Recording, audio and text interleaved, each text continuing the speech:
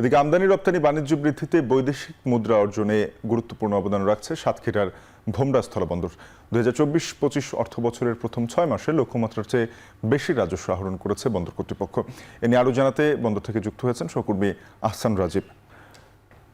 রাজীব, জানাবেন যে 2024-25 অর্থ বছরের জন্য এই বন্দরের রাজস্ব আহরণের লক্ষ্যমাত্রা কতটা অর্জন করা গেছে প্রথম 6 মাসে এবং কি কি পণ্য আমদানি রপ্তানি বেড়েছে? শাফিন, জুলাই আন্দোলন এবং 5 আগস্ট পরবর্তী যে রাজনৈতিক পট পরিবর্তন, তার ফলে দেশের অন্যান্য বন্দরে যখন আমদানি রপ্তানি কমছে, আমরা সেই সময়টি দেখলাম সাতক্ষীরার ভোমরা স্থল বন্দরে কিন্তু আমদানি রপ্তানির পরিমাণ বেড়েছে। এখানকার ব্যবসায়ীরা এবং বন্দর কর্তৃপক্ষ জানিয়েছে চলতি বছর যে জুলাই আগস্টের পরবর্তী সময় থেকে কিন্তু এখানে আমদানি পরিমাণটি বেড়েছে। বিভিন্ন ধরনের পণ্য, একসাথে রপ্তানি যে সমস্ত পণ্যগুলো হয় সেগুলো কিন্তু রপ্তানি বেড়েছে।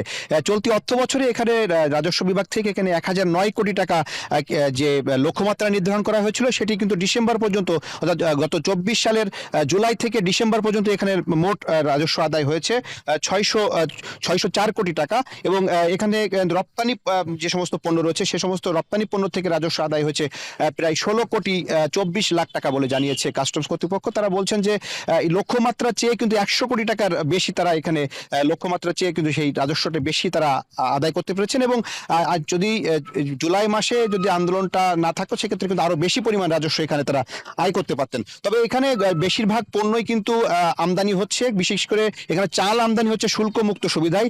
গত 3 মাসে এখানে প্রায় 50,000 মেট্রিক টন চাল আমদানি হয়েছে। একই সাথে বিভিন্ন ধরনের পণ্য কিন্তু রপ্তানি হচ্ছে। রপ্তানিকৃত পণ্যের মধ্যে এখানে সবচেয়ে বেশি যে সমস্ত পণ্য রপ্তানি হয় তার মধ্যে রয়েছে jute yarn, polyester fibre, coral তেল, ফার্নিচার, মশারির নেট, পলিস্টার সুতা, fishing net, plastic, bathroom fitting সহ তাঁত শাড়ি, লুঙ্গি, এছাড়া অপরিশোধিত তেল রয়েছে এখানে রপ্তানির মধ্যে। এছাড়া বিভিন্ন ধরনের টোস্ট, গার্মেন্টস সামগ্রী, জুস, চিপস এবং বিভিন্ন ধরনের শিশু খাদ্য, এগুলো কিন্তু এই বন্দর দিয়ে বেশি রপ্তানি হয়ে থাকে। পাশাপাশি এখানে যে সমস্ত পণ্য আমদানি হয় তার মধ্যে রয়েছে পেঁয়াজ, সবচেয়ে বেশি পরিমাণে পেঁয়াজ আমদানি হয়। এবছরের যে নভেম্বর মাস থেকে কিন্তু এখানে চাল আমদানিটি বেড়েছে। এছাড়া অন্যান্য সময় যে পাথরটি আসে নিয়মিত, সেটি কিন্তু আসছে। বন্দর কর্তৃপক্ষ বলছে আগে যেখানে এই বন্দরে 100 থেকে 190টি ট্রাক প্রতিনিয়ত আসতো, সেখানে এখন 150 থেকে প্রায় 200-300 পর্যন্ত ট্রাক কিন্তু পণ্য ভারত থেকে প্রতিদিন আমদানি হচ্ছে, যার ফলে বন্দরের যেমন রাজস্ব আদায় বৃদ্ধি পেয়েছে, একই সাথে এখানে কর্মচাঞ্চল্য ফিরে এসেছে।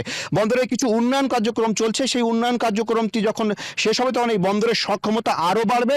তখন কিন্তু এই বন্দর দিয়ে পণ্য রপ্তানি এবং আমদানি দুটোই আরো বেশি পরিমাণে বাড়বে বলে আমাদেরকে জানিয়েছে এখানকার বন্দর কর্তৃপক্ষ। ব্যবসায়ীরা বলছেন যে এখানে পূর্ণাঙ্গ কাস্টমস কার্যক্রম এখনো চালু হয়নি। এটি একটি শুল্ক স্টেশন হিসেবে এই বন্দরের কার্যক্রমটি চলছে। যখন এখানে পূর্ণাঙ্গ যে কাস্টমস কর্তৃপক্ষের কার্যক্রমটি শুরু হবে, অর্থাৎ পূর্ণাঙ্গ কাস্টম হাউস এখানে তৈরি হবে, তখন কিন্তু এই বন্দরের কার্যক্রমে গতি আসবে। একই সাথে এই বন্দরের যে আমদানি রপ্তানি কার্যক্রমে সার্বিক গতি বাড়বে এবং এখানে রাজস্ব আদায় আরো বিপুল পরিমাণ বাড়বে বলে তারা আমাদেরকে জানিয়েছেন। তো সব মিলিয়ে এই বন্দর থেকে আমার কাছে এই ছিল সবশেষ তথ্য। শাফিন।